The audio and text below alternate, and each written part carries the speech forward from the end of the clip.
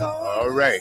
Hey guys, welcome everyone. This is Studio W, the Buzz, your global radio network. You guys know we do this thing 24 hours a day, 7 days a week. We circulate the globe with some of the finest programs you can find anywhere around the world. We've got a special guest with us tonight, and that is Mr.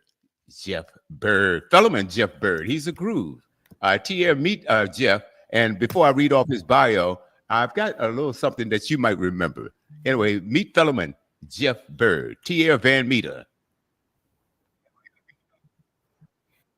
What's going on, brothers? TR? Good afternoon. We're all right. Jeff. Doing good, doing good. Have you met Brother Jeff Bird in person, man? I know we've conversed online. Yeah.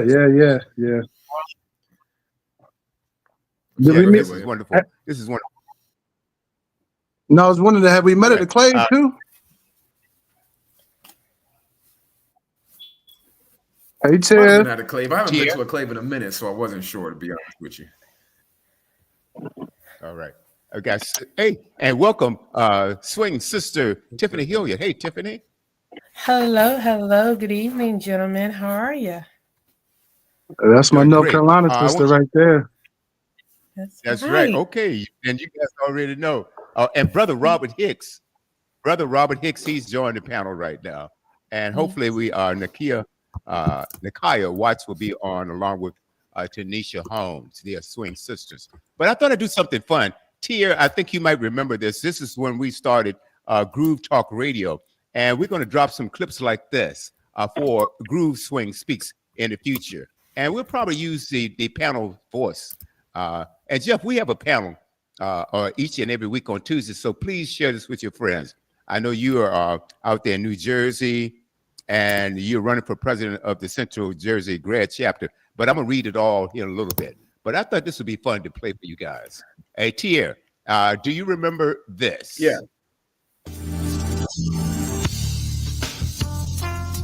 Groove by Groove. Social Fellowship Incorporated will be on site at Grambling State University, September the 9th through the 12th. Groove by Groove is an international nonprofit organization dedicated to community service and mentoring and heightening community and cultural awareness. Founded at Morgan State College in 1962 by purposeful, disciplined revolutionaries. This non-Greek brotherhood prides itself on being conscious men of service and collective action, working with all individuals and organizations who are interested in empowering others. Today, the Social Fellowship has over 60,000 members and 150 chapters. For more information about Groove by Groove, please go to www.groovebygroove.org or send an email to membership@g5g.org. Oh, and by the way, if you know a conscious sister looking for an alternative to the traditional establishment, please refer her to www.swingbyswing.org. All right. Oh, that was fun. You know, yes. It's funny that you played that commercial because I just dug out. I just found the J. Cole version of that. Remember we used that J. Cole beat, and I just contacted UCLA today, the radio station, about seeing if I could play it. Yes. For potential interest over there. So right. And I was thinking, and before I go on, welcome, Brother Hicks. How are you, my brother? Hey, good to be here. 7:05 p.m. in the Charm City, my children. And yes. Well, it's good seeing you, back brother. to return, and wherever you may be, whether you're in Virginia, whether you're in New Jersey, whether you're in North Carolina, Whether you are in the East Coast, West Coast, or worldwide, we welcome you to episode 81 of Groove Swing Speaks. Wow. And you're in for a treat tonight. Yes. Absolutely. All right. Absolutely. And you know, Brother Robert, I asked Brother Bird, I said, do you know Robert Hicks? He said, yeah. Every brother that I talk to knows you, brother. Every brother that I know knows you. I mean, I've spoken to. And we've done 81 episodes so far. And that clip that I played before, this is when, yes. And Tia and I, we were in Southern California. Tia is still there. And he came by the studio one day and he says, hey, William, I need you to do a commercial. And so that's the one that I did, clip I did. But he mentioned another one that we did. You said it was Brother J. Cole. We used the version J. you guys Cole's went with. Yeah, it was a different. Yeah, it was another one. We used a different beat. Yeah, okay. But this is what I'm thinking. I'm going to solicit each one of you on the panel to drop a. We're going to do a clip with each one of your voices on it.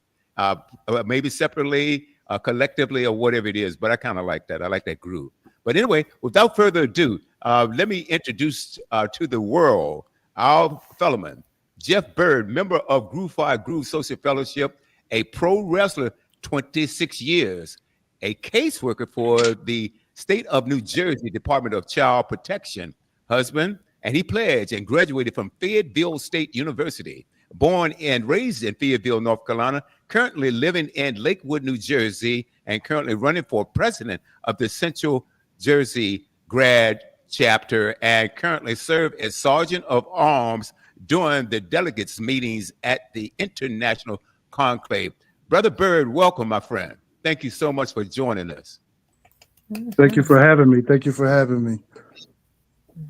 Man, it's our pleasure. We're going to have some fun tonight. We're going to go around the panel, and I'm sure they're going to ask some questions. We're going to talk about your pro wrestling experience and also you as a caseworker working for the Department of Child Protection. But let's talk about this a little bit. Hey, brother, what is your height and weight? So currently, I am 6 foot and I weigh about 320 pounds.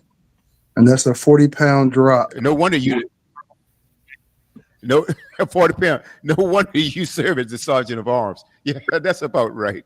But anyway, tell us a little bit about your pro wrestling experience. But I also want to get into something I think equally, or probably perhaps more important, your passion for what you're doing as far as being a caseworker. So tell us a little bit about your pro wrestling experience. When did you start doing it? What inspired you to do that? And any of your accomplishments and things of that nature. So it started, my love of pro wrestling started as a child. My grandfather used to take us on Monday nights to see the NWA and Ric Flair and Roddy Piper and Dusty Rhodes and all those that wrestled down south in the Mid-South and NWA, WCW later on it became. But as a kid, we would have to earn our little bit of money to get on the back of his GMC, and he'll buy you a ticket, and he'll might buy you a hot dog and a soda. But we got to go spend time with him and see what we watched on Saturday nights. And on Saturday nights, my grandfather would take a little nap on Saturday nights, and then 11:30, 11 o'clock, he'd come watch the news. And then, he'll start, that's when he took his weekly bath, if he took one. And he would, we got to stay up late and watch wrestling with him. And then, that he loved it. I mean, he got into it. He used to curse at the bad guys. He made sure we always sat by the bad guys so we could yell at them. And, just something that I just, carried through the years. And in college, one night we was meeting our new coach, and I decided I'm not going to meet him because I don't think I'm going to play for him. I didn't like how some politics was going on at the school at the time between the old coach and the new coach. And so I sat down in the dorm room. We just got free cable in the dorm rooms, and wrestling was on. and it was on 2 different channels. And what struck me was I saw Stone Cold Steve Austin cursing. I said, well, that's kind of up my alley. I could do this. And, and I just started watching it on every Monday. And then it grew to just watching it every time it was on, just any type of wrestling I can find. I just wanted to watch it because by this time I had already lost my grandfather, lost him when I was 16. So it was a thing where, I can reconnect with someone that's not here anymore. And it was just from watching it. And then, I said in my head that night, I can do this. And I don't know what made me say that in my head. But then somebody came in my room like, oh, you missed that meeting. Well, you missed it, so I'm watching wrestling. It's like, you're not gonna play football? I says, no, I'm going into pro wrestling. And I don't know if I was listening to myself, but next thing I know, it started to be like, okay, where can I find a school? Where can I find a school? So years later, a couple of years later, my current wife, who was my girlfriend then, got pregnant with my son Trent, and she moved up to Jersey. Well, this is where she's from, not Lakewood, but Neptune. She moved back to Neptune, after she had my son, and I followed her up here, and all I heard about was, oh, Bam Bam Bigelow's from the area. They have wrestling here all the time. Then I started asking around, and I finally found somebody that knew somebody that could get me into a wrestling school. And I'm thinking I might have to travel a long, long ways away. Kind of find out it was in the next town over, like 15 minutes from the house in Asbury Park. And I got the craziest story is and I knew this guy through somebody else. So they hooked me up with somebody I didn't even know. Like, oh, if you get $900, at least $900 to $1,000, I could get you in the school. Well, that person screwed me out of $700, and gave the person that eventually started to train me $200. So what would have paid off my training, most of my training, I ended up having to pay out of my pocket. It was the last Monday in July of 1999. I walked into Iron Mike Sharp's wrestling school in Asbury Park. And, I walked in there and there's guys smaller than me. And I'm like, what am I getting myself into? And so he started training with me a little bit. And he looked at me and asked me, have I ever done this before? And I'm like, no, I've never done this before, but I watched a lot. And I think my days of playing football in high school and college and learning how to watch film and study film, I studied wrestling. I used to record it and go back and watch it for entertainment the first time, but then go back and just try to learn. And that's how I watch wrestling even now. And even though my career is kind of coming to I ain't gonna say an end, but a slowdown. And he just was amazed that I kind of picked up kind of quick. And then one of his former students, he was a promoter for a wrestling company. I won't say his name or his company because we still have a little bad blood.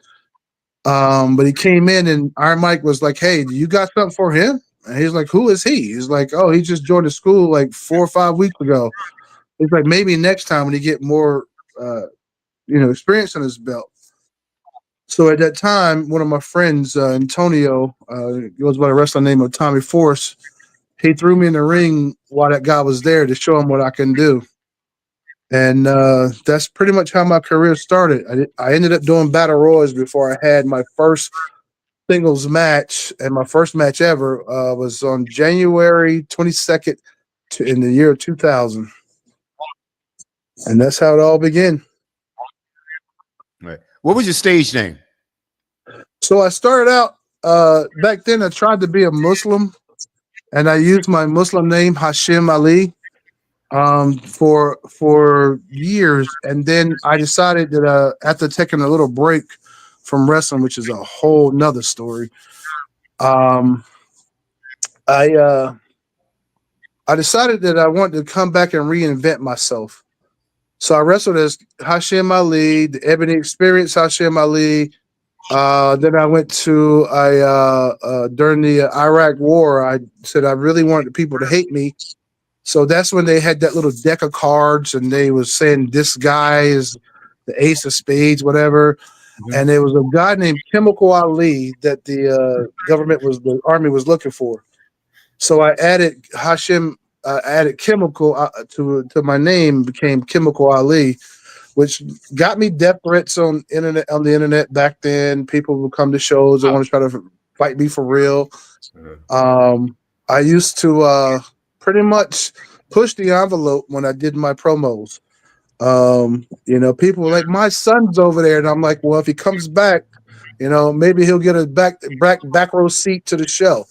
Like I would always push the envelope so much to just entertain people. Even though it was a hard time, that's what the character was designed to do. And that's what the character, needed to be in order for people to get, be able to come and cheer for the good guy, come and cheer for the guy waving the red, white, and blue. So after that, I, took a break from wrestling. Somebody tried to turn the Chemical Ali into this baby face, what we call a baby face in wrestling, the good guy, and called me the Dark Patriot, which was pretty much was swirled in racism. And I just walked away from wrestling because of that and some other issues with that promoter. And I started getting back into the club scene and taught myself how to DJ along with some other people helping me DJ. Became a house music DJ. I'm not that great, but I can get you through a party,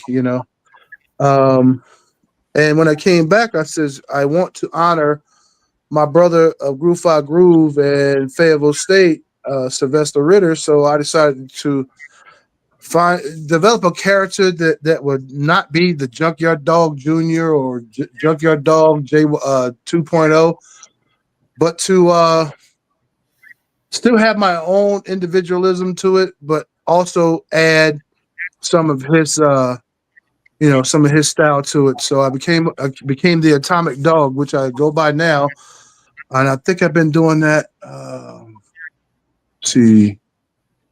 Probably now 10 years I've been doing the Atomic Dog gimmick, and I have my black and white, tights with Thump on the side and the dog on the back. Another one has, I think I have chains on that one. But to honor Groove and to honor the brother of Groove 5 Groove in Fayetteville State, I've just felt like it was time for somebody to do that, because how many of our black wrestlers are honored and featured and memorialized to where people can remember. And the great thing about it is people will come up to me and say, you remind me of the Junkyard Dog so much. And that's the biggest honor right there. It's not even about my accolades. I've been champion of different independent promotions, tag team. I'm currently a tag team champion and a tri-state champion. But at the same time, it's like, the biggest honors is to honor him and not honor myself. Like, I didn't go in this. Well, I'll take that back.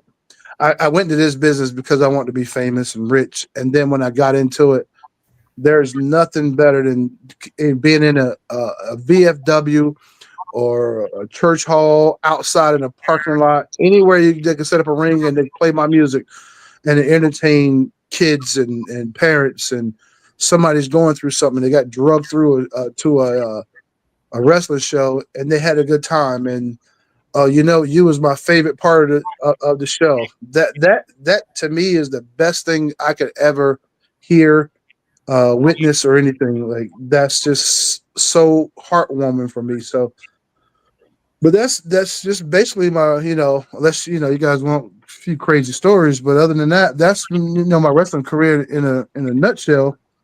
I went into it, for one thing, and gained something else out of it. I made a lot of friends, traveled to a couple of different states, got friends in different states, met some of the guys we used to see on TV, wrestled some of the guys you seen on TV.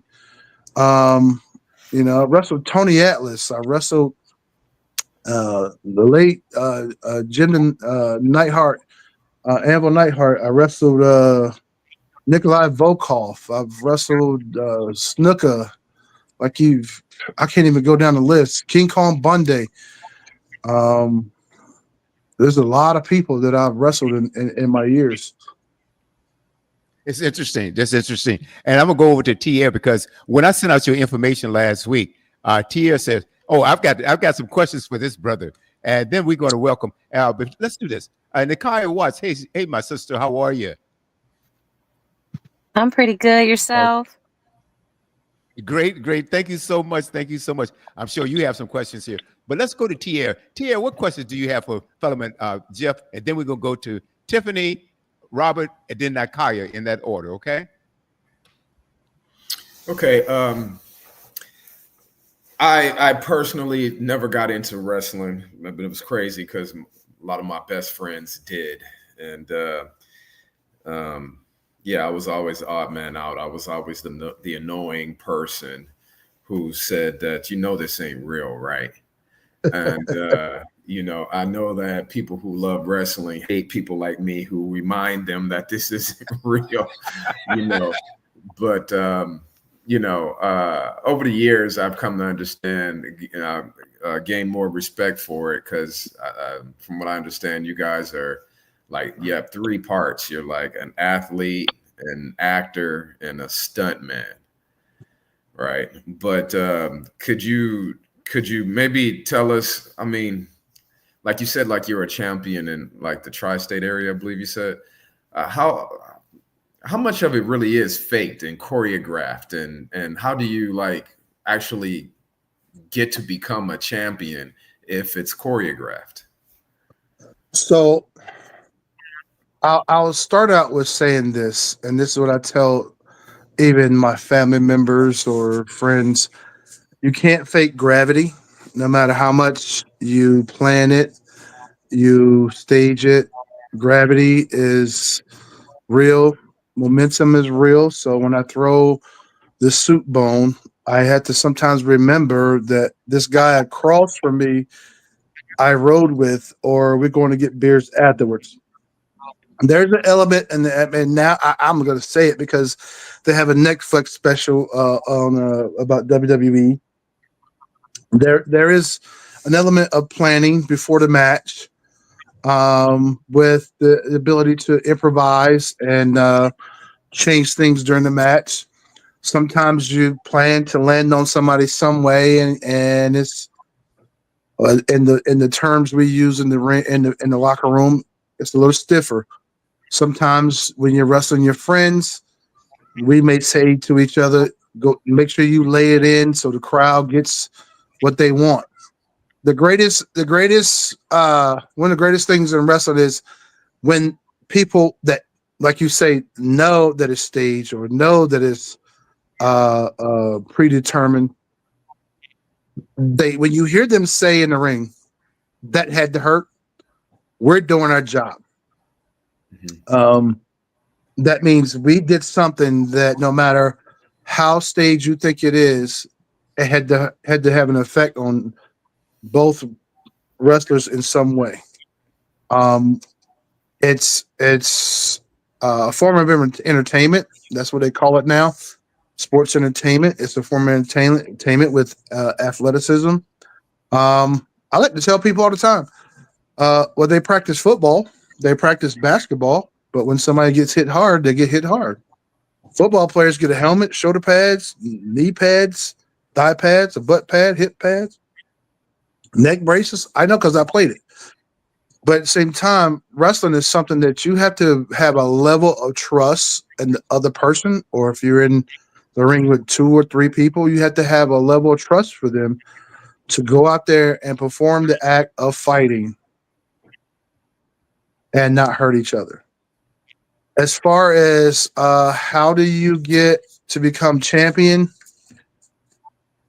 the old tradition of pro wrestling is that when you have an effect on the crowd, when you have the locker room support and people either like what you're doing, admire what you're doing, or think you're on a projection to push the company.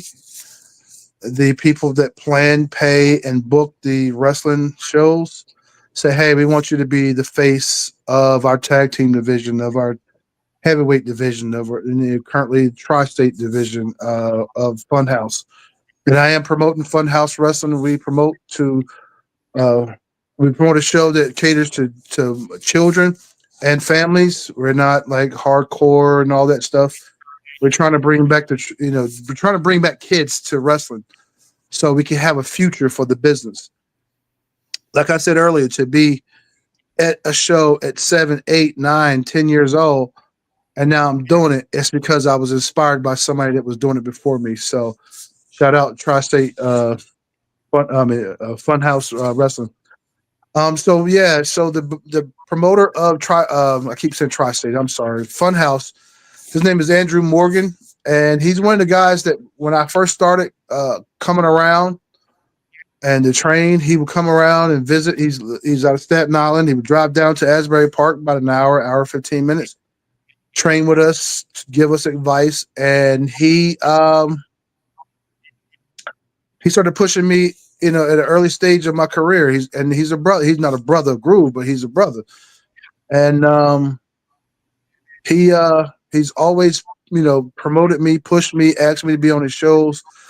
And he came to me and says, I want you to be, my tag team champion. So me and one of my nemesis, but good friends, Jeff Noyes, we became tag team champions. And there's a term in the wrestling business that when the match is supposed to be over, or getting close to, your time limit, the referee will whisper, take it home. So we became the Take It Home Brothers because that's one of our favorite lines when we're traveling the road or we see something that we like. That's like a inside joke of take it home, brother. So that we became the Take It Home Brothers, and we became the Funhouse Tag Team Champions. He went on to be the heavyweight champion of Funhouse, and now I'm the Tri-State champion.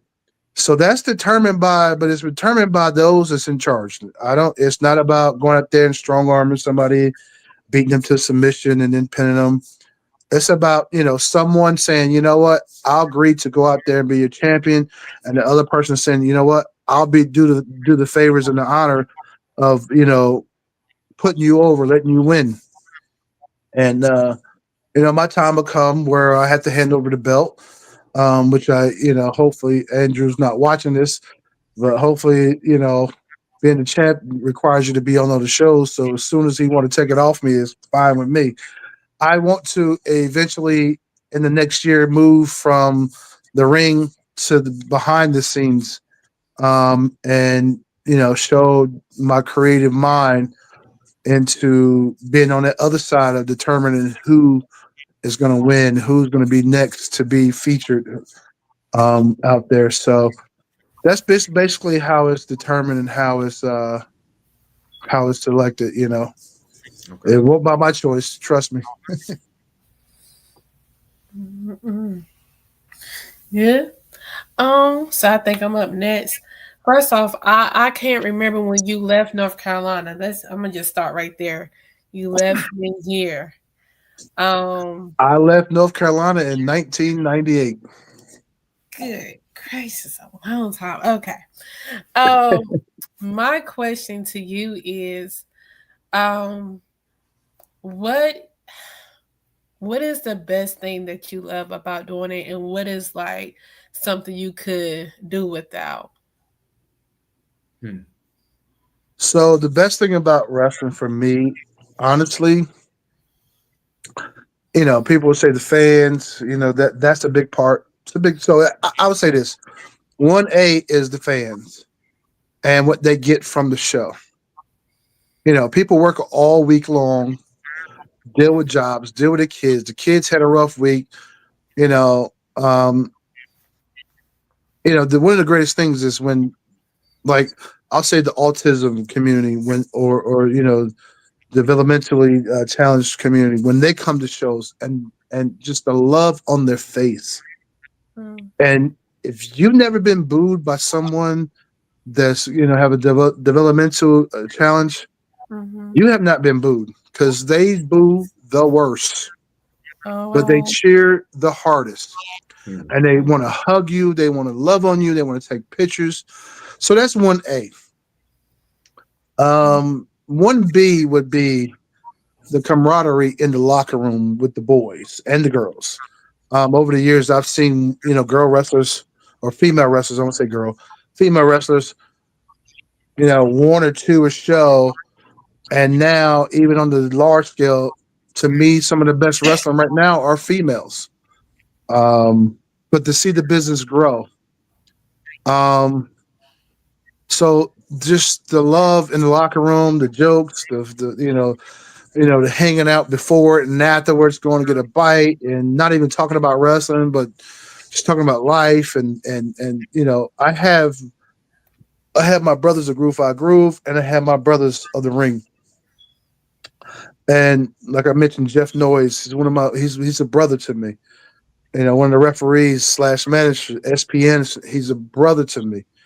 Like, they'll come and support things that's non-wrestling and just support me in different ways. And then 1C would be and I'm seeing a lot of this now, and not that I'm a gatekeeper and I really have nothing to do with it, but to see more Black wrestlers to grow and become, even on an independent level, become big names. In Charlotte, they have Ashe Wrestling. And Ashe Wrestling is all about Caprice Coleman. I'm shouting you out. It's all people of color that wrestle for this organization. You can find them on YouTube. Support them. Caprice Coleman is a minister. He's from Laurinburg. I want to say he's from Laurinburg, something in that area. But it's to see that when you the only one that looks like you in the locker room, or there's two of you and they're putting you two together, and in the back of your head you're saying, I don't want to wrestle another Black dude because that promotes Black on Black crime. mm-hmm. You know me. I'm political. I'm out there. But those are the three things that make me love wrestling. Mm-hmm. Now, what was your second question? What is something that you really just could, do without in the wrestling world? Like I really don't, like you don't care for it. Wow, that's a question I've never thought of in my life. Because from the time I leave the house, I get excited packing my bag, and I got a thing that the night I come home from a show, I wash everything, I dry it, fold it up, put it back in my bag for the next show, so I'm ready for the next show. I think there was a time where, in my head, and this might be where my humility kind of lost its way a little bit. I thought I was one of the best wrestlers out there because that's what I was hearing. I thought I should have been pushed towards, and this is when WCW was running. New Japan was really big. WWF, then now WWE, ECW, like all these promotions was on TV. I thought I should have been on one of those shows, but I had to take the humble pill and back up and say, okay, humble yourself. When the time is right, the time will come. But I thought the favoritism of those that didn't look like me was heavy, and people say it's not real, but it's real. It was never intended for us to be big time stars. And people say, well, The Rock leans more into. Now, I'm saying it online. I don't care. The Rock leans more into his Samoan heritage than his Black heritage because that's where he's been around his whole life, and that's how he got his gig. He didn't get promoted as Rocky Johnson's son. He got promoted as High Chief Maivia's grandson. So, The Rock is Black when he needs to be. I'll leave it at that. Gotcha. Okay. Okay. Wow. Thank you. It's amazing that Rob. your history in regards to the people that you have come across. Mr. USA, Tony Atlas, I remember seeing him growing up. But not just, it's not really not name dropping, it's also the experiences that you get along the way, that you meet up with various different people, and you learn from them as well. Because at the end of the day, not only is professional wrestling itself as a business itself, but it's also a camaraderie, as you said. A lot of people, a lot of names that you come across, and also experiences along the way. One thing I'm probably going to throw out there at you: what do you think is your best promo? And for those of you, for people who are not familiar, or if you can give more into details, right? If you can say it on here, please do so. Oh man, my best promo. You know what? I probably couldn't do a promo right now. Normally I can, because I'll say this: my best promo though that I've ever gave was one night we were in this city township called gosh, now I forgot the name of the town, but they had the red, white, and blue painted in the road, Manville, New Jersey, and I had already debuted it as Chemical Ali, Iraqi sympathizer, and I think that night I talked about how after the show, I will be recruiting all the kids for terrorism, and I just kept going on and on about how I hate this town. This town stinks. This guy ran to his house that was like a block away, and got his American flag, and it took 6 people to stretch that out during my promo, because they gave me, I had to kill time during my promo because something was going on that we needed to kill time for. And he went and got his flag and stretched it out.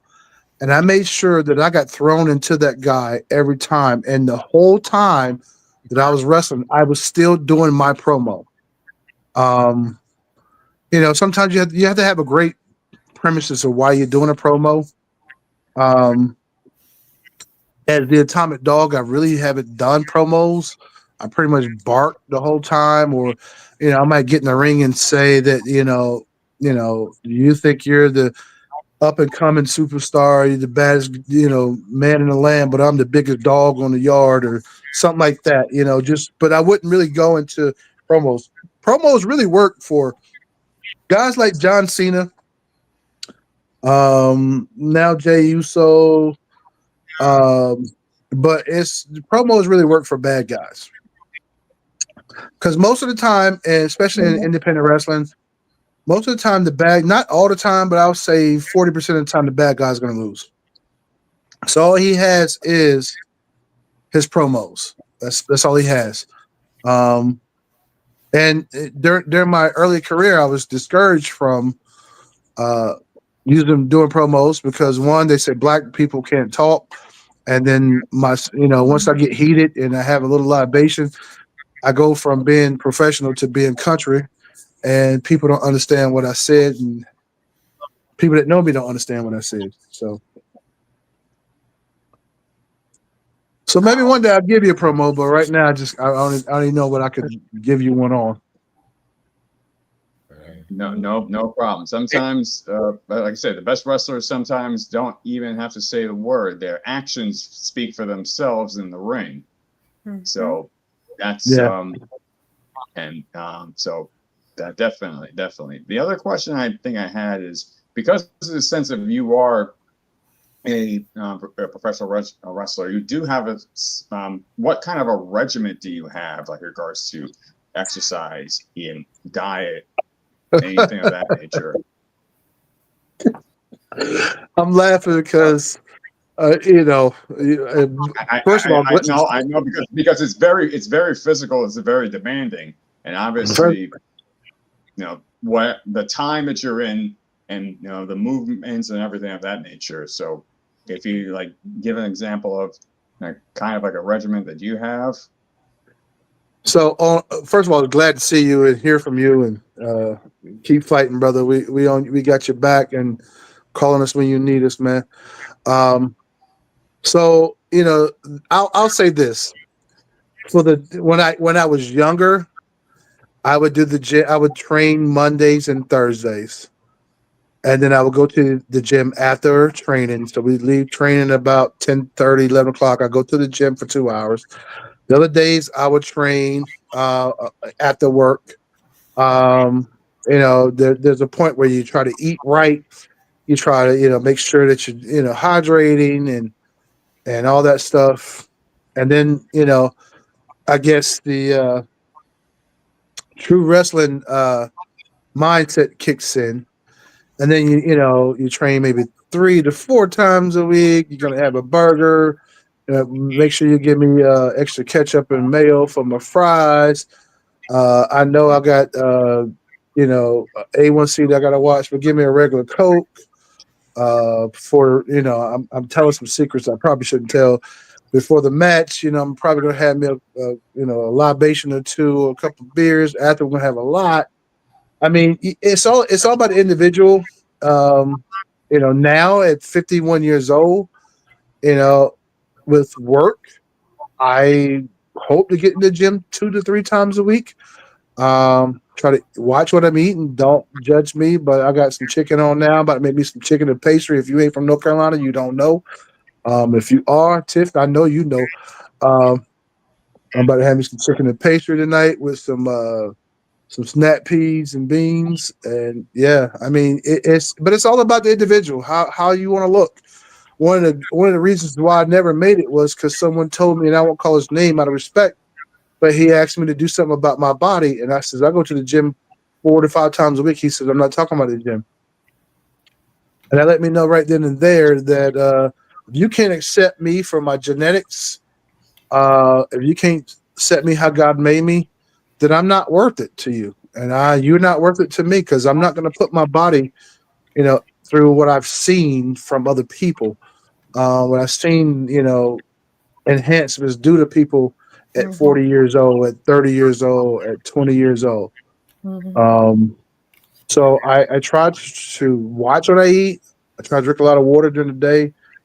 I try to work out as much as I can. But other than that, like, it's really individually. And for me, I'm trying to get back to where I'm in now. Anybody watching, I want everybody to know my A1C went from 8.0 to 5.5 and in like 3 months. So I want to pat myself on the back for working on that. And I got my cholesterol down to 50. So I am watching what I eat. I am, and it's no secret. They put me on the Mounjaro shot because my A1C was getting out of hand. So. When you eat them chicken pastries tonight, make sure you don't use so much salt, okay? No. We learned how to use kosher salt, so we don't use as much. Gotcha. Or layers. Yeah. Right. Listen, Nakaya? Oops. Sorry about that. Yeah. Wow. It's as far as like the questions for wrestling, I feel like you guys have already asked them. So I guess my question would be, well, I got like 3, but I would say, so you've gone from pro wrestling to Child Protective Services. And I know that both of them, they actually entail a lot of resilience and discipline. So do you see any parallels between the two? I guess the word resilience is exactly what, to know you didn't do well in the ring, but you got to come back and wrestle the next night. Maybe did something that possibly could have hurt someone, but you got to go back to doing the same thing, and you got to do the same move.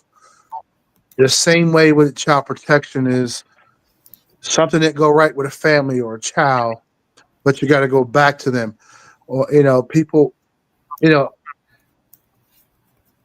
recently when we went to the conclave, I had to let them know about one of the managers came up to me from TSA because there was an issue. And I let him know that people, you guys got to work on the people skills of those that work in TSA. And he goes, yeah, but people are like this. I said, dude, I work in child protection. Sometimes I have to remove people's children from their homes, and they got to go back and see that person the next day or the day after that. You got to be resilient. You have to have something in you that just wants you to go back and do better. And to know what you're walking into when you walk into it. I know as a bad guy, I'm going to get booed because that's my character. That's what I want them to do. And it's going to be something that's said that goes beyond a fandom to that now you just took it to another level personal. The same way as a caseworker, social worker, I know I'm going to get yelled at. I know I'm going to get cursed out, but I have to go back. And I have to be the same person that I was before you got upset, before when I walked into the building. When I walk into work, I know when I go to somebody's house, somebody's not going to be happy. Or I've got to say something or tell somebody something they don't want to hear. Mm-hmm. And it's, it's just, you have to be built for it. And that might be the correlation. You got to be built for certain things. If you're not built for it, you're not going to last. You got to know what it's like to be cussed out and threatened and show up with a smile. And by the time you leave, you hope that person that was going, when you get here, I got something for you. And it's a smile. So you just got to be built for it. If you're not built tough for it, and I shout out all those that work in child protection all across America. If you've been in it 5 to 6 years and you still in the game, and I've been in it now, this is my 11th year. If you have not been into it, if you're not built for it, you're not gonna last. But those that are built for it and those that are sticking into it, hang in there. You're doing the work. We are first responders that never get I always laugh about it. We are first responders and essential workers that never get a day at the park, never get a day at the baseball field, never get honored. Firemen get honored, EMTs get honored, policemen get honored. But we walk into people's houses in a hostile situation where all we have is a badge, a pen, and a notepad. That's what we have. We have no protection other than a notepad to take down, write down that I'm being cursed out, write down I've been called you stupid bald-headed MFer, and that's what we're armed with. And it's a female dominated industry because a lot of men don't go into social work. I stumbled into this. I mean, a little background. I was at Fayetteville State. The NCAA said in the off season, athletes that's on scholarship or just any athlete can have a job in the off season. So I got a job at a group home. One of my mom's friends, I call my godmother. One of my godmothers, she got me the job. I was working weekends. Eventually, I ended up dropping out of school, but I was working there. I started out, and that was my first level of mental health. Left that company because they were having money problems, and I think I still in my binder got 3 checks and never got cash because they were bouncing, bouncing checks. But when I moved to Jersey, I needed a job. My brother-in-law knew somebody that worked at the hospital, so I got a job on the psych ward. Worked there almost from 1998 to like 2004. Then I went to partial care, day program. Worked there for 4 years. Got fired from that job 4 years to the day that I started that job. Loved that job. Wasn't getting paid what I should be getting paid because I didn't have a degree at the time. I dropped out of college my senior year. Got to that and got to that job, and created my own. We had to come up with groups for the clients and work with adults. So I created all my own groups. Did all this stuff for there and got fired for something stupid. And somebody else having an issue, life crisis, took it out on me. Here's the story of it. So I got fired. So there's a liquor store right down the street from where I catch the bus at. I packed up all my stuff in boxes. I went and got me a bottle of E&J, VSOP. I'm on the bus because we only had one car at the time. I'm riding on the bus, drinking, trying to come up with my story to tell my black wife that I lost my job, the main breadwinner. When I say main breadwinner, it's my responsibility. We both work and we contribute equally, but it's my responsibility. Had about an hour ride and maybe 45-minute ride to the bus station. She picked me up. She said, "Why you got them boxes?" I had this great story, like one that should be turned into a Netflix series. All I could say was when the E&J kicked in is, "I got fired today." And she looked at me. She says, "Are you going to be able to collect unemployment?" I said, "Yeah, I got the letter here for unemployment." And these are the best words she ever said to me. "Then go back to school." So, I went back to school summer of 2011 and was able to go back to Fayetteville State and finish my 7 classes that I had to finish. I know people says, "How can you drop out of school with 7 classes?" Go. Life be life. And I graduated 2012. Hurricane Sandy hit, couldn't find a job, interviewed all across the state, ended up getting a job. Went to a board meeting, school board meeting one night, and had my G's on at this board meeting because when I'm in a place where I can promote G's to the students or anybody, I wear my G's. And this dude walked up to me and said, "Oh, Groove 5 Groove, I hadn't seen that in years in this area. Where'd you go to school?" I said, "Fayetteville State." He says, "I went to Fayetteville State." I said, "Man, you're lying." He says, "I went to Fayetteville State, graduated this year, played Omega Psi Phi from Laurinburg, North Carolina." Gave me the whole. He says, "You got a job now?" He said, "Where are you working?" I said, "No, I have a job." So he wrote me a letter of recommendation to the school board where my kids went to school. I turned in my resume. I got a job as a para. And I got a job as a para working one-on-one with kids with behavior issues. Based on my resume, they wanted to give me another job, but I didn't have a master's. They put me with these kids, and I was working with these kids. And one day, the principal came to me and said, "You're not making any money. You're good with families. You're good with kids. Apply for," we call it up here, it's called Division of Child Protection and Permanency, DCP&P. I applied. She says, "I'll be your reference. I'll give you a full-time job yet next year because you're working by the hour." I was only making $13 an hour. And with this school system, and you can Google Lakewood, New Jersey, see the corruption. I call it corruption of what happens in Lakewood, New Jersey. You will see that had I stayed in the class one more day from the day they move me to the class, they would have to go back and pay me retro for the year, offer me benefits, and offer me a full-time job for next year.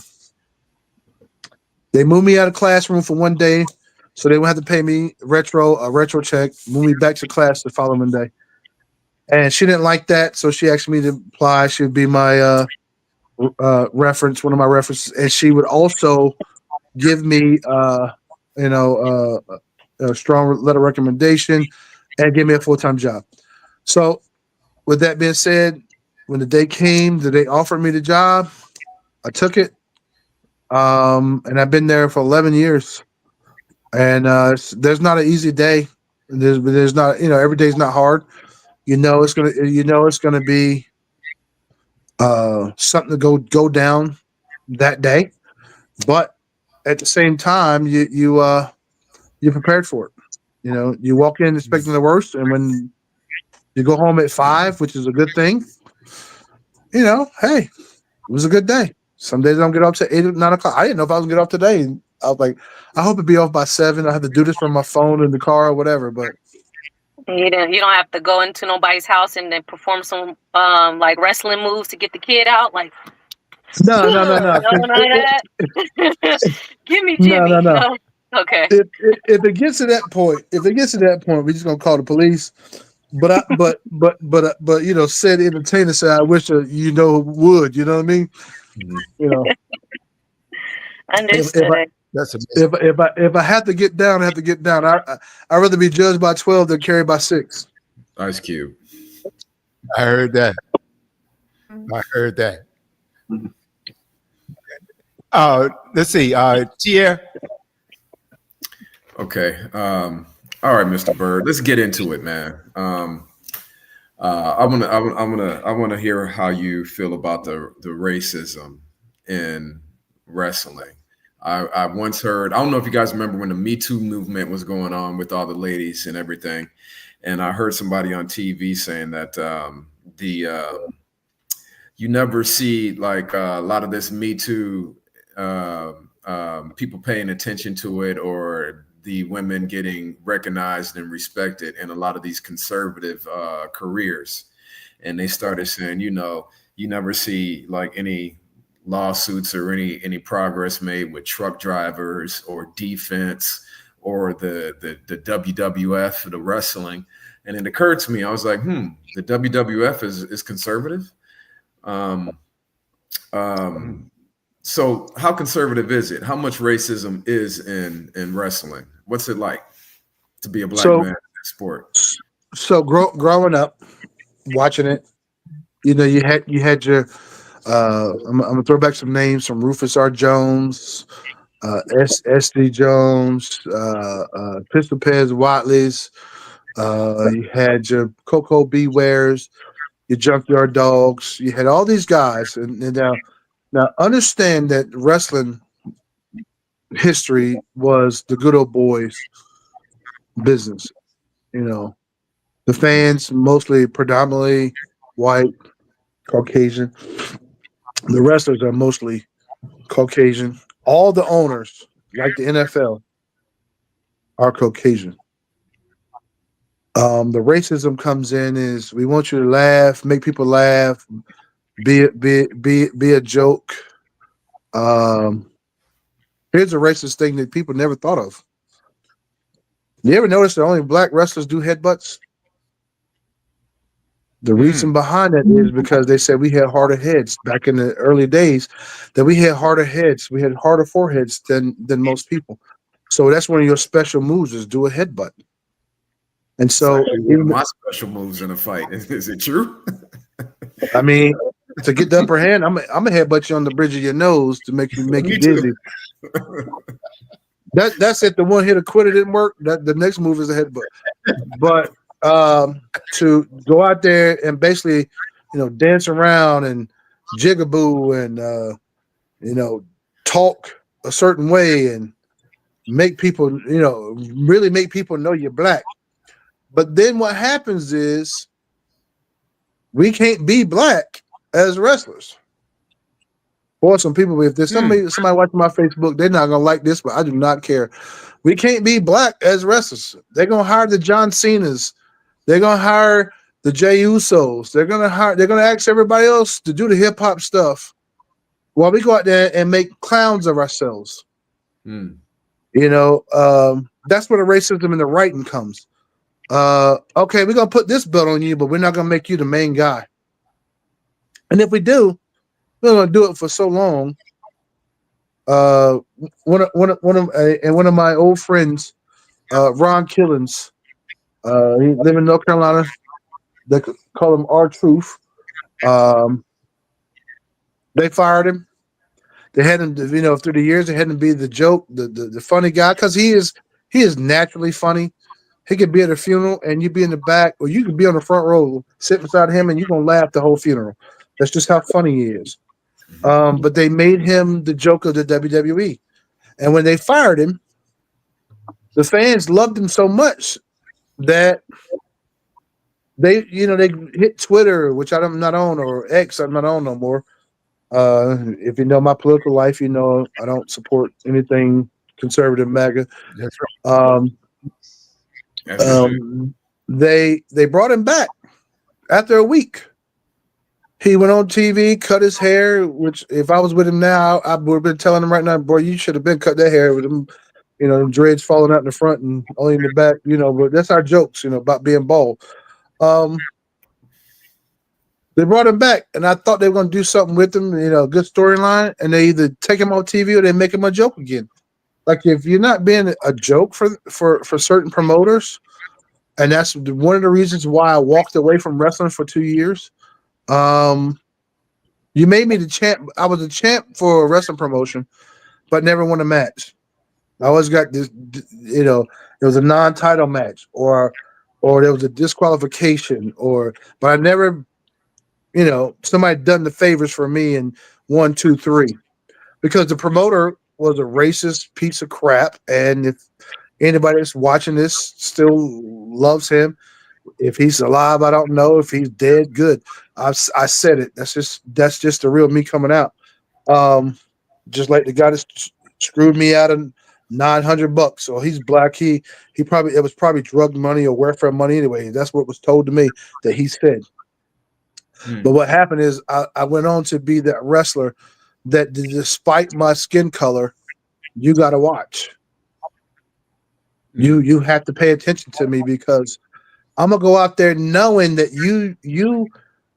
I'm the joke on the show, or you want me to be the joke on the show, but I'm gonna let my talent and my charisma take over, and that's what got JYD over.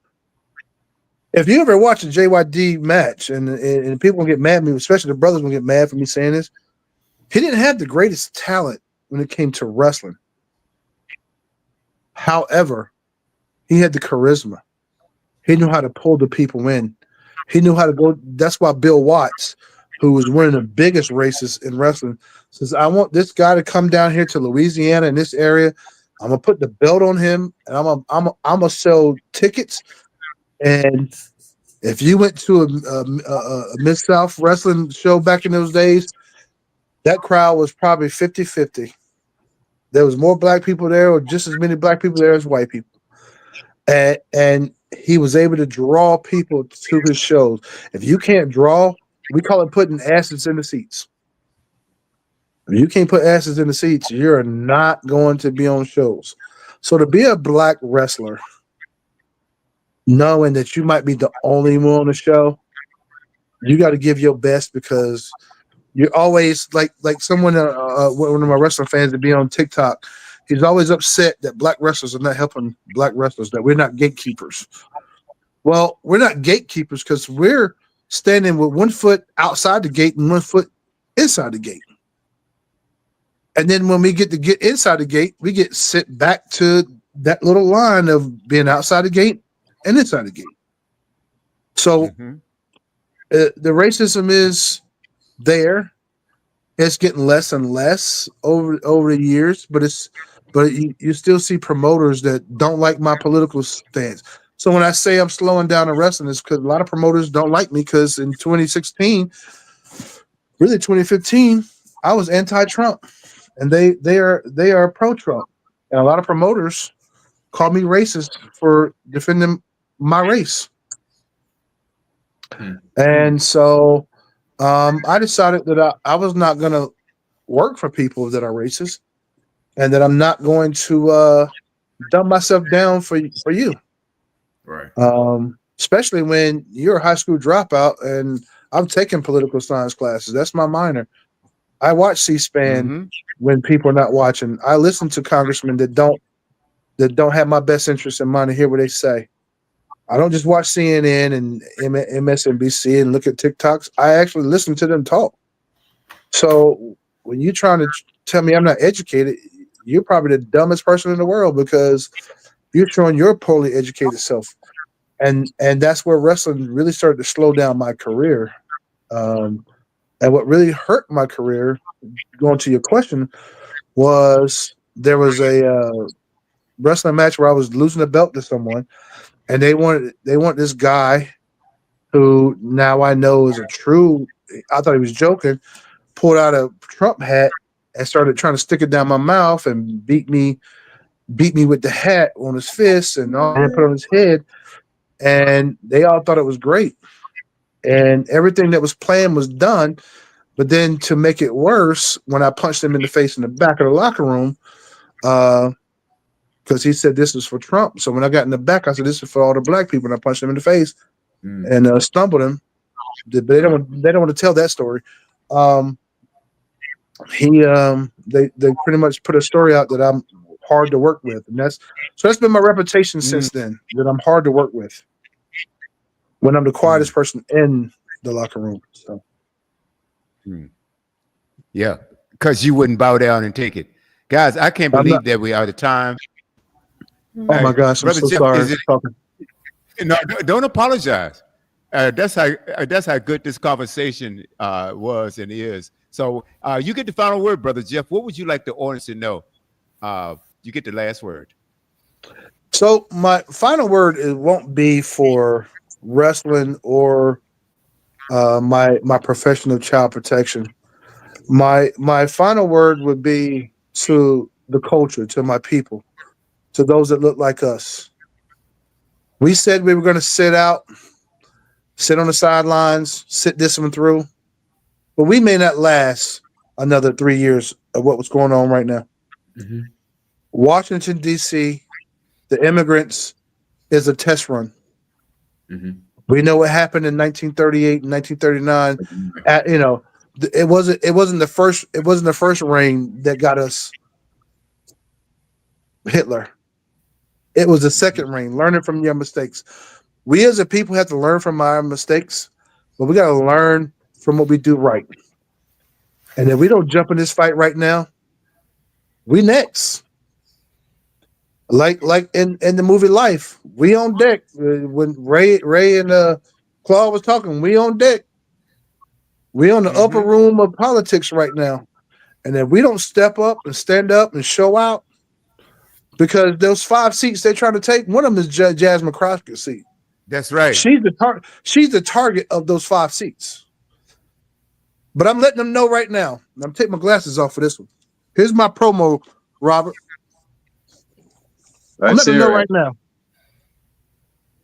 Take Jasmine Crockett's seat. She's gonna be more dangerous out of a seat than in her seat. Facts. And when she becomes more dangerous, we as a people got to be dangerous. We got to put it on the line. We got to put it on the line for our children, not for us. Not for us, but for our children, for our people, for our history, for our ancestors. We have to put it on the line. Put them fans down, get out that line dance and get in the line of your local school board, your local your state congressman, your state governors, your midterms. We don't get nothing done because we don't show up for midterms. Step up, people. It's time.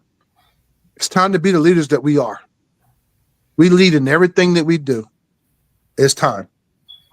And that's my final word. Hey, thank you, brother. This is powerful. This was powerful. Man, you've got to come back. You've got to come back, brother. We will have you back because I know you have a lot more to say. Also, we have a show that comes on Saturdays, and it's called the Studio W Sports Page. And one of the favorite things to talk about in the beginning of the show is wrestling. So I'm going to send you an invite when you're available. We'd love for you to come on, okay? And again, man. Thank you. I appreciate it. Loved it, brother. Guys, Tierra, Tiffany, Robert, Nakaya, outstanding show. And man, this thing gets gooder and gooder. Groove, Dwayne Speaks. We're going to go out the same way we came in. Groove by Groove. Social Fellowship Incorporated.